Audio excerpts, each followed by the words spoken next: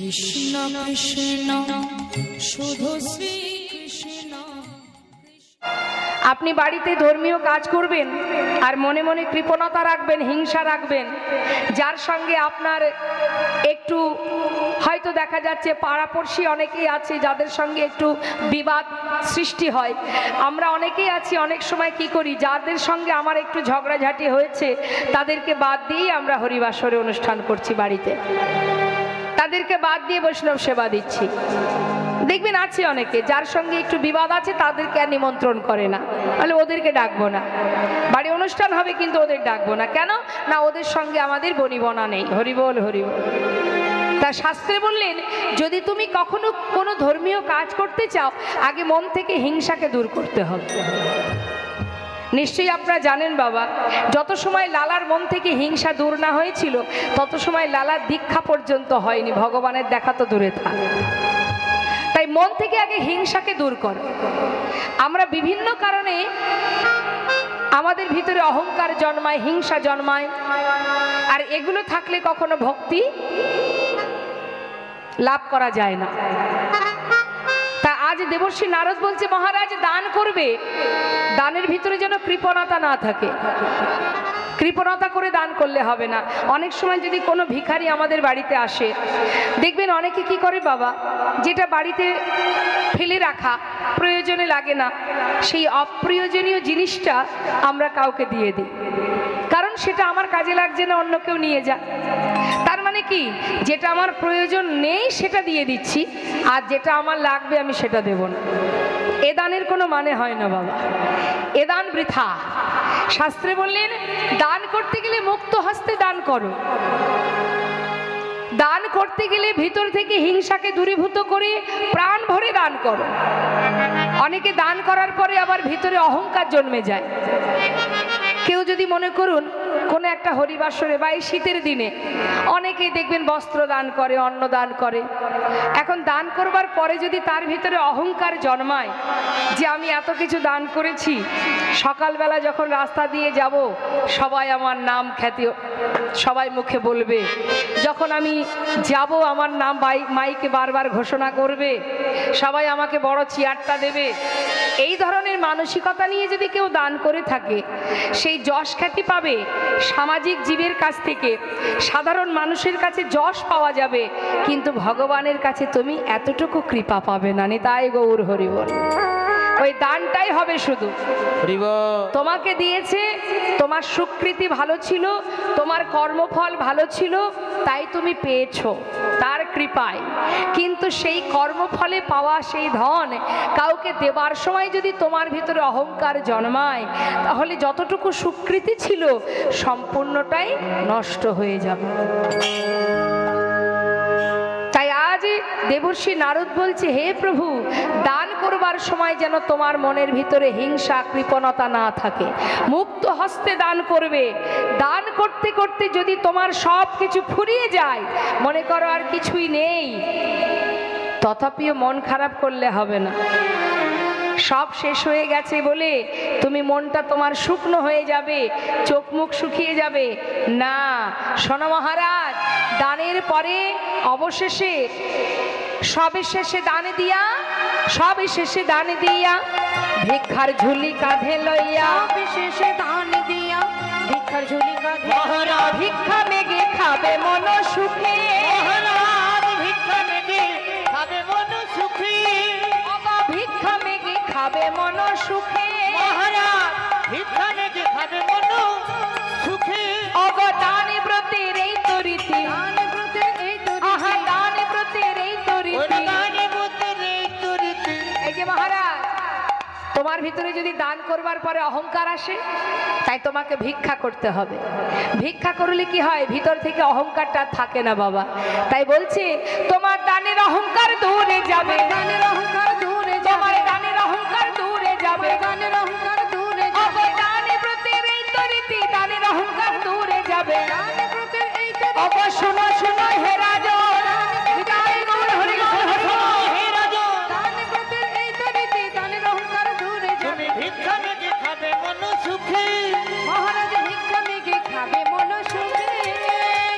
নারদের কথা কথা শুনি কহে দেব দিন মনে, নারদের কথা শুনি কহে দেব দিন আহা নারদের কথা শুনি কহে দেব দিন মনে, নারদের কথা শুনি কহে দেব দিন মনে। নিমন্ত্রণের ভার কে বালবে, মহারাজ নিমন্ত্রণের ভার কে বালবে, তাহা শুনি মোহন কয় চিন্তা কেন দয়াময়, শুনি মোহন কয় চিন্তা কেন দয়াময়, চিন্তা করছো কেন দয়াময়, দেবর্ষির ভার দাও এবে, ওই না দেবশির ভার দাও এবে, তুমি দেবশির ভার দাও এবে। চিন্তা কেন, নিমন্ত্রণের দায়িত্বটা তো দেবর্ষিকে দিলেই হয়ে যায়, কারণ দেবর্ষি নারদ স্বর্গ মর্ত পাতাল সব জায়গায় ঘুরে বেড়ায়, রাস্তাঘাট অলি গলি সব দেবর্ষির জানা। তাছাড়া ওর গাড়িটাও তো খুব ছোট বাবা, গাড়িটা কি M80 দেবর্ষি নারদের গাড়িটা কি ঢেকি, তার মানে কি সরু গলি হলেও ভিতরে প্রবেশ করতে পারবে, তাই না? আর স্বর্গ মর্ত পাতাল সব জায়গায় দেবর্ষি নারদ ঘুরে বেড়ায়, তাহলে নিমন্ত্রণের দায়িত্বটা দেবর্ষিকে দেওয়া হয়। ভালো কথা। ভগবান দেরি না করে এবার তিনি পত্র লিখলেন, স্বর্গ মর্ত পাতাল এবং ভগবানের গুরুদেব দেবাদিদেব মহাদেব গুরুর কাছে পত্র লিখলেন। তারপর স্বর্গমর্ত পাতাল সমস্ত দেব দেবী সবার জন্য পত্র লিখেছেন বাবা। পত্র লিখে বলাই দাদার হাতে দিয়ে বলছে, দাদা একটু দেখো তো ঠিকঠাক পত্র লেখা হলো কিনা। দাদা দেখছে সবই ঠিক আছে, কিন্তু ভাই কানাই বৃন্দাবনবাসীর জন্য পত্রে লেখেনি। বলে উঠলেন, কানাই এত বড় যজ্ঞ করবি, সবাইকে নিমন্ত্রণ করলি, কিন্তু তুই বৃন্দাবনবাসীর জন্য পত্র লিখলি না। দেখ কানাই, যদি তুই বৃন্দাবনবাসীর জন্য পত্র নাই লিখবি, আমি তো সেই বৃন্দাবনেই থাকি, তাহলে আমিও তোর যজ্ঞে থাকবো না। দাদা আমি জানি তুমি এমন কথাটা বলবে, কিন্তু দাদা গো, নিমন্ত্রণ করলে সবাই আসে, যদি পত্র দিয়ে নিমন্ত্রণ করা হয় সবাই আসে, কিন্তু নিমন্ত্রণ না করলে যদি কেউ আমার যজ্ঞে আসে, আমি তো তবেই বুঝবো যে সেই আমার প্রকৃত আপনজন। তাই গৌর হরিবল হরিবল। কি গো মা, বাড়িতে কোনো অনুষ্ঠান করলে আমরা কাকে নিমন্ত্রণ করি? বাইরের লোককে, তাই না? ঘরের মানুষকে পত্র দিয়ে নিমন্ত্রণ করি। তা গোবিন্দ ঘরের মানুষ ভেবেছে কাদেরকে? বৃন্দাবনবাসীকে। যে দাদা তারা তো আমার নিজের জন, পত্র না দিয়ে নিমন্ত্রণ তারা যদি শোনে তাহলে তারা আসবে, আর যদি না আসে তাহলে আমি জানবো তারা আমার কেউ আপন নয়। বেশ দাদা, তুমি বলছো যখন, মাতা পিতার জন্য আমি পত্র লিখব। মা বাবার জন্য পত্র লিখে ভগবান দেবর্ষি নারদের হাতে তুলে দিলেন। দেবর্ষি নারদ স্বর্গ মর্ত পাতাল সর্বত্র নিমন্ত্রণ সেরে অবশেষে বাবা বৃন্দাবনে এসে পৌঁছালেন। যখন বৃন্দাবনে এলো মা, বৃন্দাবনে মাতা যশোমতী গোপালের জন্য কাঁদতে কাঁদতে কখনো অচৈতন্য হয়ে পড়ে, আবার কখনো চৈতন্য চেতনা পায়। যখনই মা চৈতন্য পায়, যেন শুনতে পায় এই বোধহয় গোপাল মা বলে ডাকছে। হঠাৎ দেবশ্রীর নুপুরের রুনুঝুনু শব্দ শুনে মা বলে উঠলেন,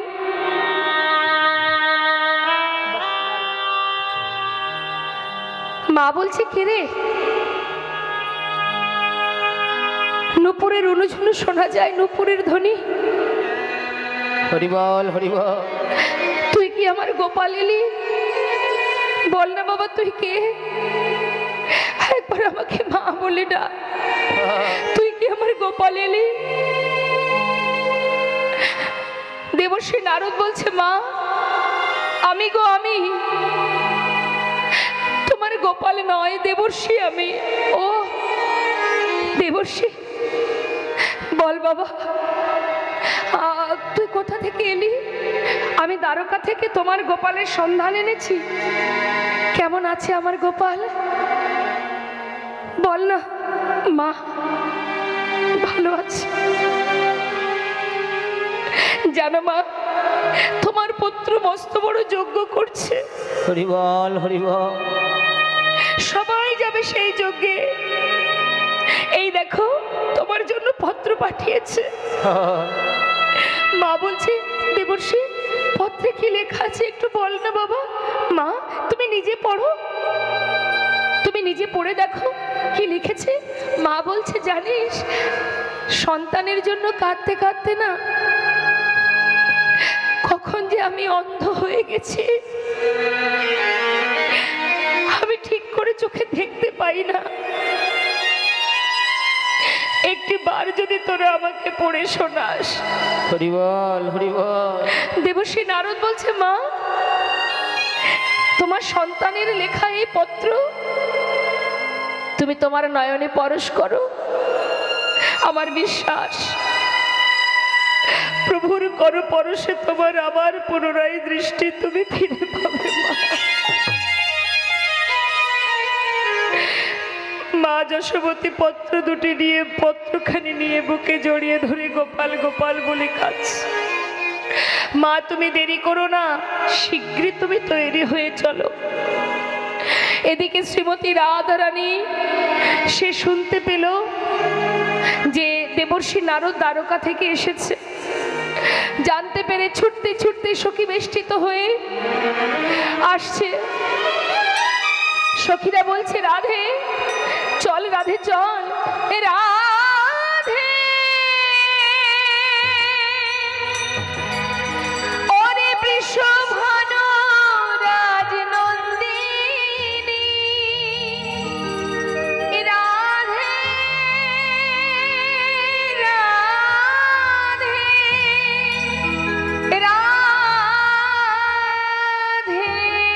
রাধে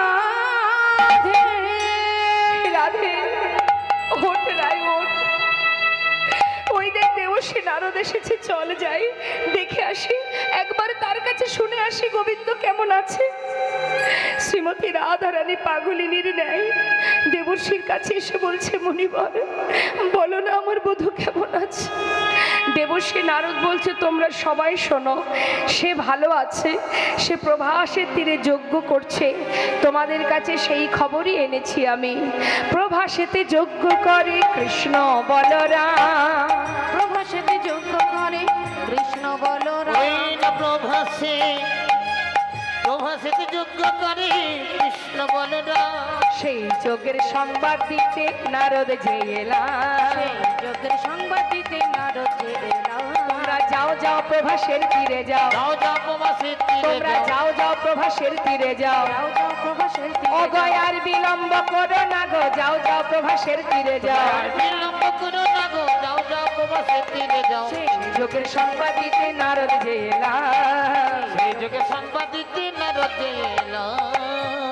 খবর পাওয়া মাত্র শ্রীমতী রাধারানী আমার সখীবেষ্টিত হয়ে সর্বস্ব পরিত্যাগ করে জটিলা কুটিলা আয়ান তার শ্বশুরালয় সর্বস্ব ছেড়ে দিয়ে এবার যাচ্ছে। বাবা কোথায় যাচ্ছে? যোগ্য বার্তা পেয়ে যাত্রা করিলেন রায়, আয় বালাগো যোগ্য বার্তা পেয়ে যাত্রা চলিলেন রায়, আয় বালাগো। সখী গণ সঙ্গে চলে সহিত বড়া, সখী গণ সঙ্গে চলে সহিত বড়াই। হে যোগ্য বার্তা পেয়ে যাত্রা করিলেন রায়, আয় বালাগো যোগ্য বার্তা পেয়ে যাত্রা চলিলেন রায়, আয় বালাগো। যোগ্য বার্তা পেয়ে যাত্রা করিলেন রায়, যাচ্ছে কোথায়? গোবিন্দের নিকটে সর্বস্ব ত্যাগ করে। যেই না রাধারানী পশরা মাথায় করে নিয়ে ঘর থেকে বাইরে পা দিয়েছে, কোথায় ছিল কালস্য ননদিনী কুটিলা? কুটিলা কি শুধু বৃন্দাবনেই আছে বাবা? ওমা মায়েরা বলুন, কুটিলা কি শুধু বৃন্দাবনেই পাওয়া যায়? সব জায়গায় আছে কুটিলা। যেই না কুটিলা শুনেছে যে ঘরের বউ যাচ্ছে কেলে ছড়ার কাছে, তাড়াতাড়ি করে এসে দাঁড়ালেন।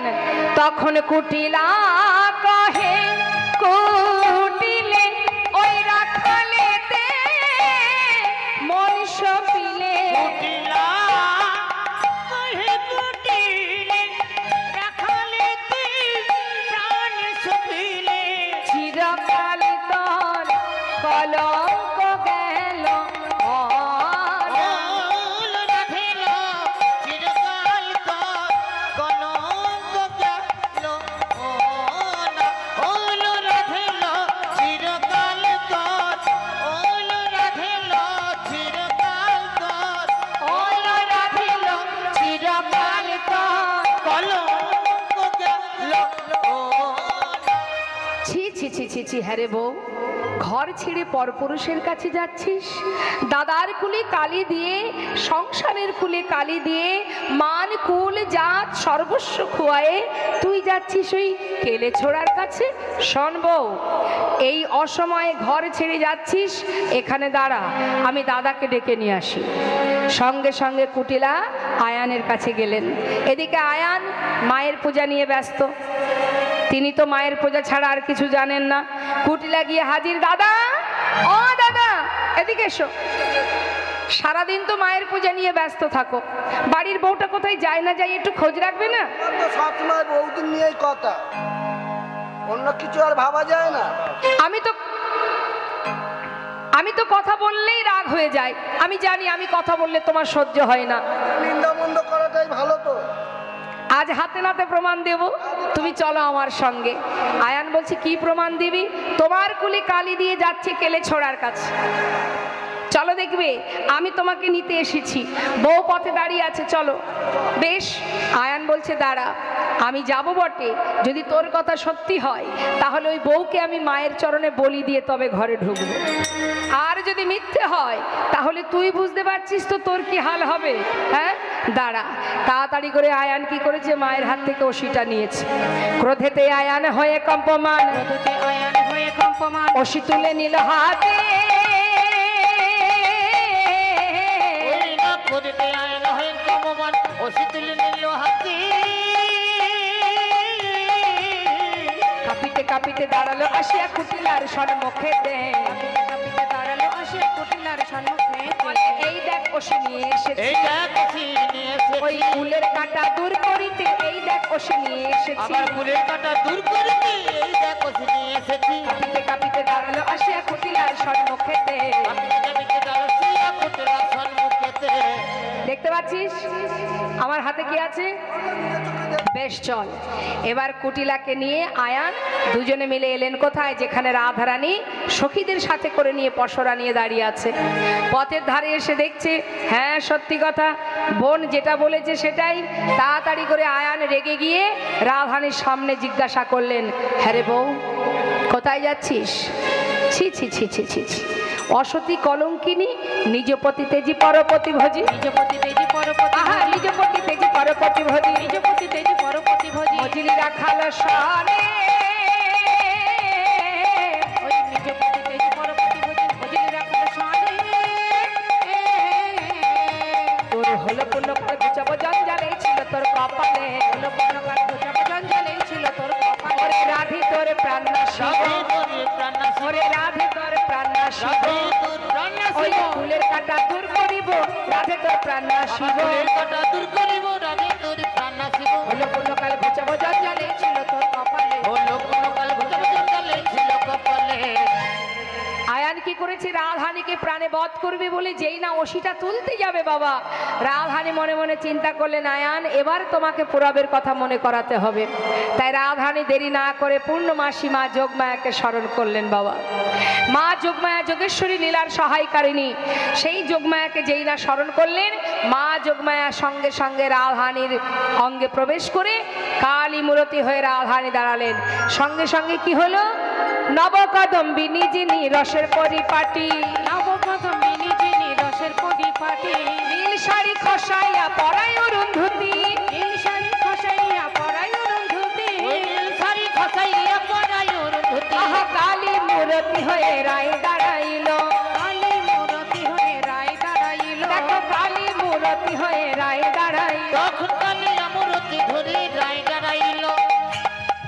সঙ্গে সঙ্গে আয়ান কি করলেন মা?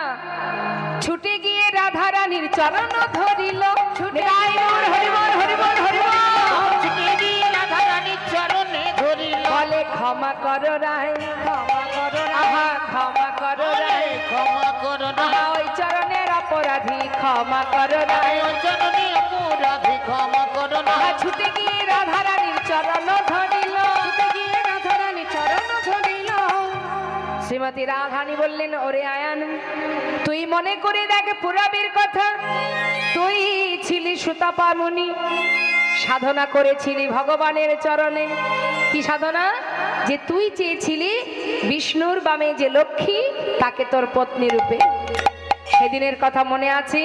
ভগবান তোকে অনেকবার বলেছিল, রে সুতাপা, তুই অন্য কোনো বর চা, আমাকে লক্ষ্মী ছাড়া করিস না, আমি লক্ষ্মীকে দিতে পারবো না। কিন্তু তুই কোনো কথা না শুনে কঠিন সাধনা করেছিলি, আর তোর সাধনায় সন্তুষ্ট হয়ে ভগবান তোকে সেই বরই দিয়েছিল। আমি বলেছিলাম, রে সুতাপা, যে বর তুই চেয়েছিস, জগতে এত কিছু থাকতে আমাকে যখন পত্নী রূপে চাস, আমি তোর ঘরণী হব, কিন্তু তুই হবি নপুংস। নিতাই গৌর হরিবল। সেদিনের কথা মনে পড়ে তোর? আজ আর আমায় বাধা দিস না। আয়ানের হলো চৈতন্য, বলে শ্রীমতী তুমি ধন্য। ভ্রান্তি চিনতে না পেরে বলেছি কতকু বচন। ভক্তি চিনতে না পেরে বলেছি কতকু বচন। আমার অপরাধ ক্ষমা করে দাও।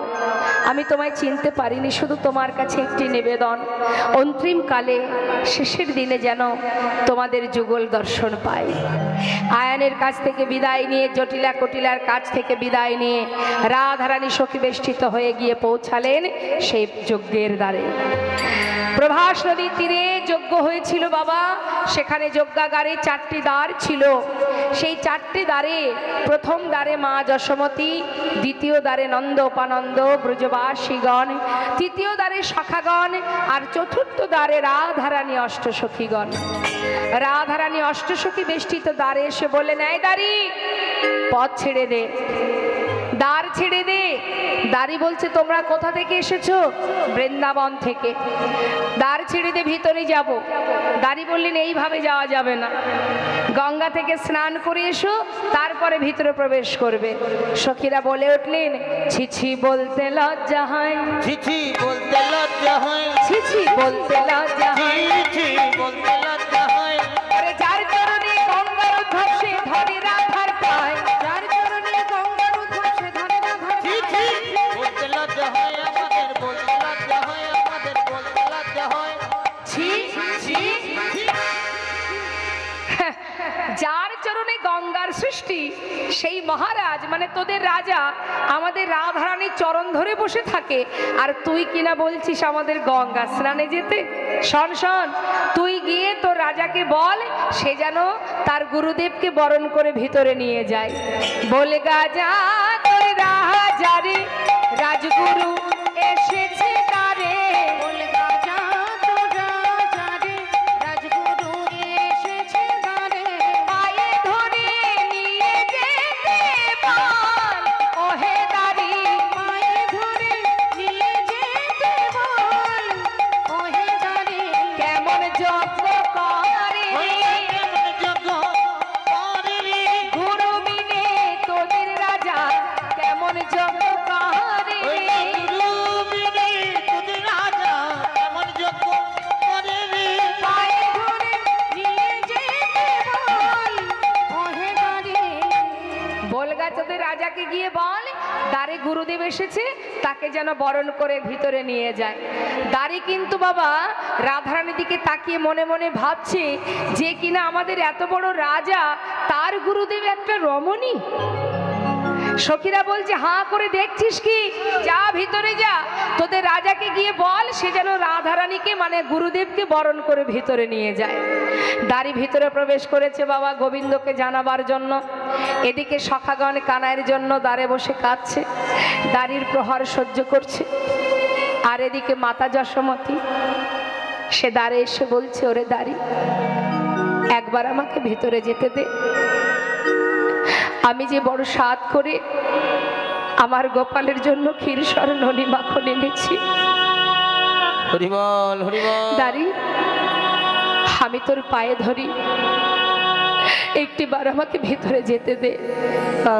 দাঁড়ি বলছে, শোনো বুড়িমা, বয়স হয়েছে, এমন করে বারবার এসে আমাকে বিরক্ত করো না, ওই দূরে গিয়ে বসো। জানিস আমি তোকে কেন বিরক্ত করব বল? একবার তুই সরে দাঁড়া, আমি ভিতরে যাই, আমি আমার গোপালের কাছে যাই।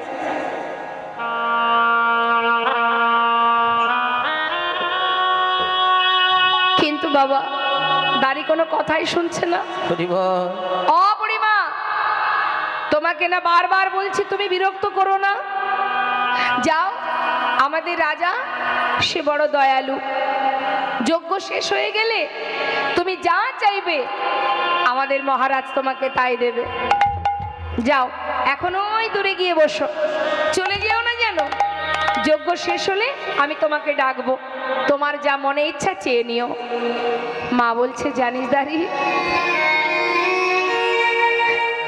এই জগতে প্রত্যেকটি মা তার মূল্যবান সম্পদ হচ্ছে তার সন্তান।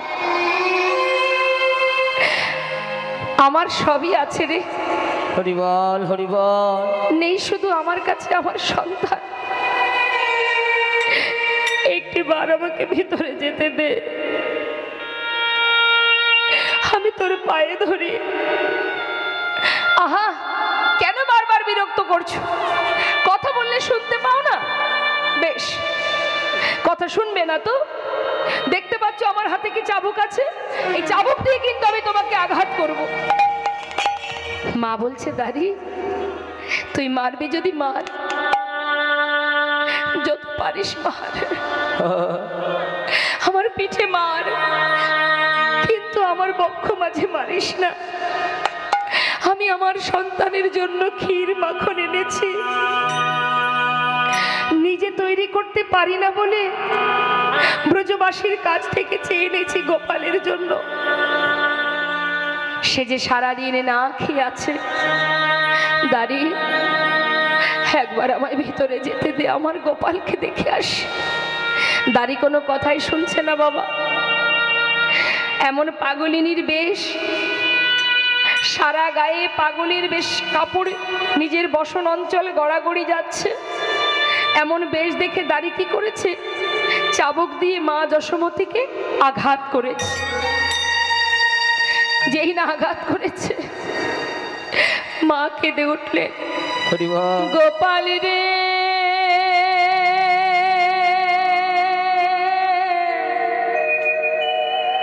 গোপাল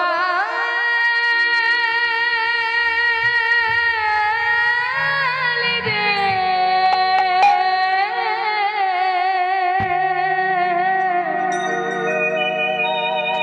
একবার সারা দে গোপাল, সারা দে গোপাল রে,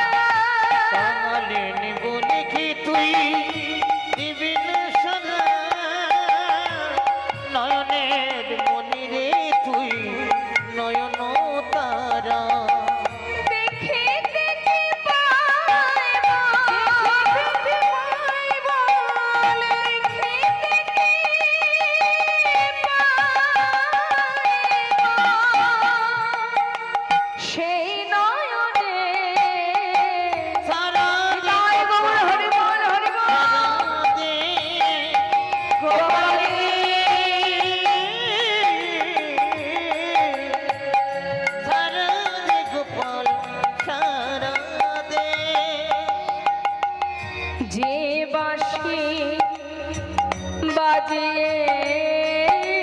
বাজিয়েছিলে হরি গোপাল রে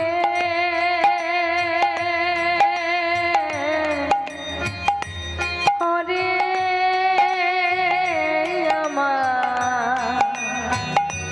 আমার নয়ন মনি ওরে গোপাল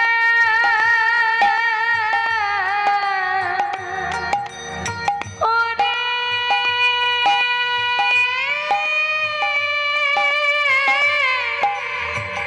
গোপাল রে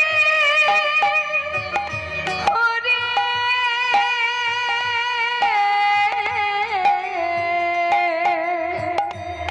হরে আমার নয়ন মনি রে হরে যে বাঁশি বাজিয়েছিলে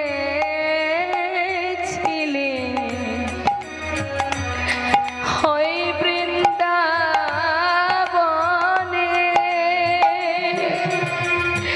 সে বাঁশির বাজা আবার সবারে কানে তোর বিরহে কাঁদে অলিপুর শ্রীরাম সুদামে কেঁদে হয়েছে ওই না তোর বিরহে দিয়া কাঁদিয়া নিকুল শ্রীদাম সুদাম কেঁদে হইয়া ব্যাকুল সোনার ব্রজ সোনার ব্রজ সোনার ব্রজ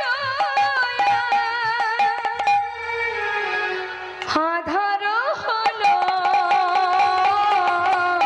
সারা দে গোপাল হরি বল হরি বল হরি বল গোপাল রে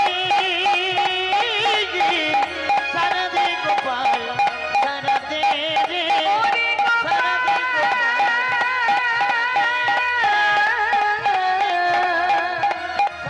ওরে নয়ন মনি একবার সারা দে ওরে ওরে গোপাল রে সারা দে গোপাল সারা দে গোপাল সারা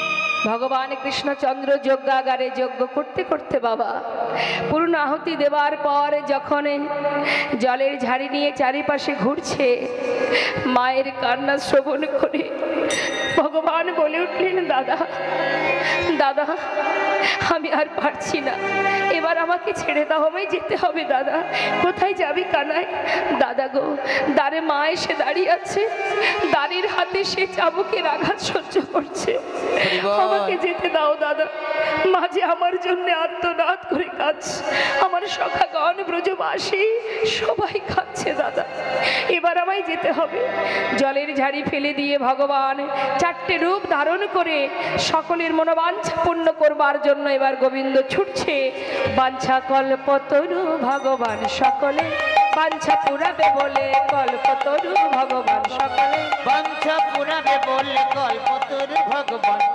সকলে সখা প্রেমে সখাগণ দেখিতে পাইল প্রেমে সখাগণ দেখিতে পাইল ভাই কানাই বলে কাঁধে তুলে নিল জয় গৌর হরি বল হরি বল বলে কাকে তুলিল বাঞ্ছা কল্পতর ভগবান সকলে বাঞ্ছা পুরাবে বলে কল্পতর ভগবান সকলে আজ সমস্ত ব্রজবাসী নন্দ উপানন্দ সে কি দেখছে মহাজন বলে দেখো দেখো আজ নন্দ উপানন্দ দেখে দুয়ারে দাঁড়ায়ে প্রাণ গোবিন্দ আসে দুটি বাধা মাথায় লয়ে হরি বল হরি বল ওই না প্রাঙ্গণে আসে দুটি মাথা মাথা লয়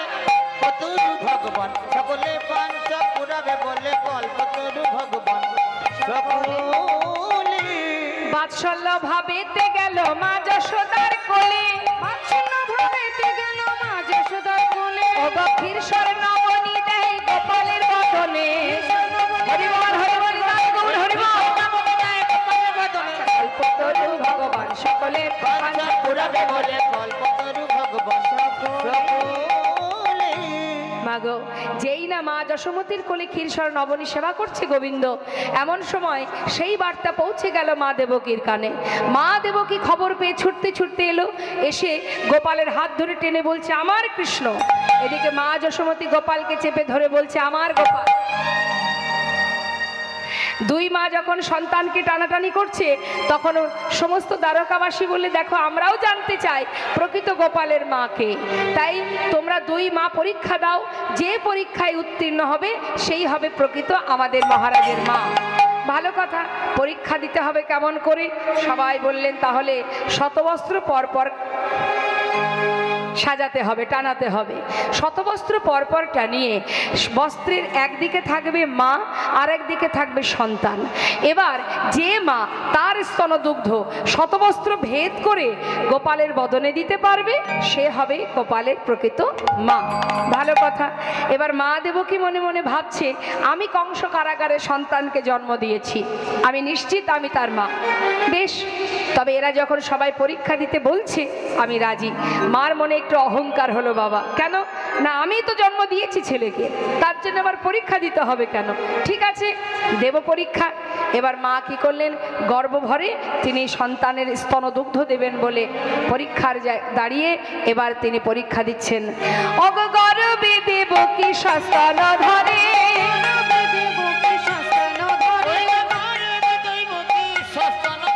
প্রথম বসন ভেদি না করে, প্রথম বসন ভেদ না করে, প্রথম বসন ভেদ না করে, ভেদ হলো না, ভেদ হলো না, ভেদ হলো না, ভেদ হলো না, প্রথম বসন ভেদ হলো না, প্রথম বসন ভেদ হলো না, প্রথম বসন ভেদি না করে। প্রথম বসন ভেদ না করে। কি বললেন মা? প্রথম বস্ত্র ভেদ হলো না, কারণ অহংকার যেখানে সেখানে তো ভগবান থাকবে না মা। তাই অহংকারের দুগ্ধ পান করলেন না মা। শুধু তাই নয়, আরো কারণ ছিল। এখন সে যখন হেরে গেল, তখন সবাই মিলে বললেন দেখো তাহলে তুমি এবার সরে যাও, মা যশোমতী পরীক্ষা দিক। মা যশোমতী বললেন গোপাল রে, জগতে সবার কাছে আমি প্রমাণিত হব আমি মা নই, সবার কাছে আমি প্রমাণিত হব যে আমি তোর মা নই, কিন্তু আমি তো জানবো তুই আমার মা, আহা তুই আমার সন্তান। আমি তো জানবো আমার সন্তান শুধুমাত্র তুই, সবাই জানুক যে আমি তোর মা নই, কিন্তু তুই যে আমার গোপাল সে তো আমি জানবো বাবা। তাই আজকের পরীক্ষায় আমি হেরে যাই জিতে যাই তাতে আমার কোনো দুঃখ নেই, শুধু তোর কাছে আমার একটা নিবেদন, চিরকাল তুই আমার সন্তান হয়ে থাকিস বাবা। মা চোখের জলে বুক ভাসিয়ে কাঁদছে আর পরীক্ষা দিচ্ছে। গোপাল গোপাল গোপাল বলে কাঁদিতে লাগিল, শতবস্ত্র ভেদ করে দুগ্ধ বদনে পড়িল।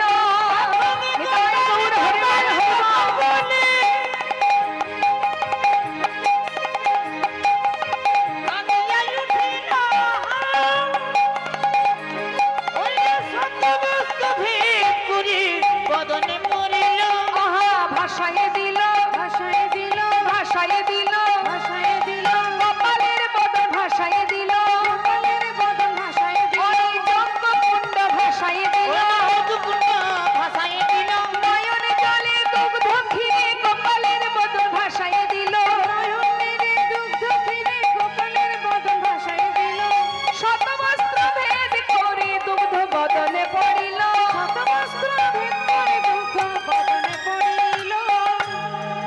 যখনই মা যশোমতীর দুগ্ধ গোপালের বদনে পড়ল, তখন মা দেবকী জিজ্ঞাসা করলো কৃষ্ণ তাহলে আমি কেন দুগ্ধ দিতে পারলাম না? বললেন, মা আমি তোমায় বলেছিলাম, মনে আছে পরবের কথা মা? হ্যাঁ, জন্মিব তোমার গর্ভে আর মা বলিব যশোদারিণী, তাই গৌর হরি বল। সেদিনের কথা মনে পড়ে তোমার? মাগো, তুমি ছিলে সেই কৌশল্যা, সেই কৈকেয়ী রাম অবতারে। মা কৌশল্যা যখন আমাকে 14 বৎসরের জন্য বনে যাওয়া দেখে আমাকে এক বাটি দুগ্ধ এনেছিল, তখন তুমি মা কৈকেয়ী সেই দুগ্ধ ফেলে দিয়েছিলে, আমাকে পান করতে দাওনি। 14 বৎসর পর ফিরে আসার পর তুমি আমায় বলেছিলে, ওরে রাম, আমি যে অপরাধ করেছি বাবা, এই জন্মে তোর মা হতে পারিনি, পরের জন্মে আমি যেন তোকে আমার গর্ভের সন্তান রূপে পাই। আমি কংস কারাগারে তোমার গর্ভ থেকে ভূমিষ্ঠ হওয়া মাত্রই তুমি পিতার মাথায় করে আমাকে গোকুলে পাঠিয়ে দিলে, সেদিনও তুমি আমায় দুগ্ধ দাওনি, তাহলে আজ কেন দুগ্ধ পান করব মা? আর এই যে মা যশোমতী, ইনি হলেন সেই ধরাসতী, যিনি একটা স্তনের বিনিময়ে আমাকে সেবা দিয়েছিল।